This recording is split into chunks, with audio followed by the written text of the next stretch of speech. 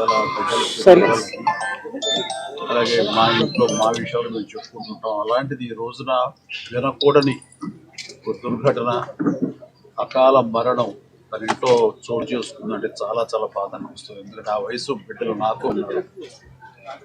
అలాంటి బిడ్డ అనుకోని విధంగా ఈ రోజున కాలం చెందడం అన్నది చాలా మనస్తాపానికి గురయ్యాను.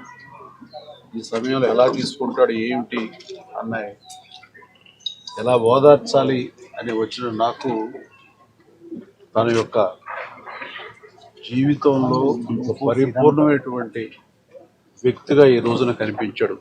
అందరికి తెలిసి అందరిని నవ్వించే, అందరికీ వినోదం పంచే రాజేంద్ర ప్రసాద్ ఈ రోజున తన ఇంట విషాదం జరిగింది. ఆ విషాదం ఎలా తీసుకుంటాడు అని అనుకుంటే తనకు ఉన్నటువంటి వ్యక్తిత్వంతో ఆ బాధను కూడా దిగమింగుకుని మళ్ళీ తప్పదు జీవితంలో మనం అన్ని చవి చూడాలా, భగవంతుడు ఎన్ని పరీక్షలా పెడతాడంటూ ఒక వేదాంతలాగా తను మాట్లాడుతుంటే మరింత బాధ అనిపించింది.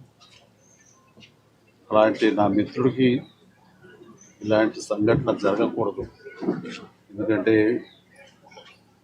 చిన్నవాళ్ళు పెద్దవాళ్ళు ఏమవుతారు ఏంటి అంటూ ఆ వయసుకు సంబంధించి మరణానికి దగ్గర అవుతున్న కొద్దీ వాళ్ళు బాధపడతారు. అలాంటిది బిడ్డలు ఇంకా ఎదుగుదల ఉంది, వయసు సగం కూడా కాలేదు జీవితకాలంలో, వాళ్ళు అలా కనుమరుగైపోతారు అనేది తట్టుకోవడం చాలా కష్టం. అలాంటి పరిస్థితి రోజున నా మిత్రుడికి, ఆ కుటుంబానికి కలిగినందుకు చాలా చాలా బాధ అనిపిస్తుంది.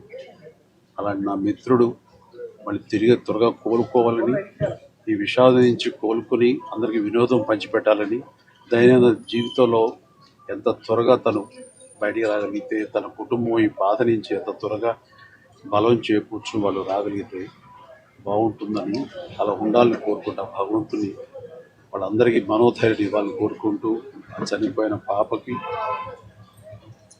ఆత్మ శాంతి కలగాలని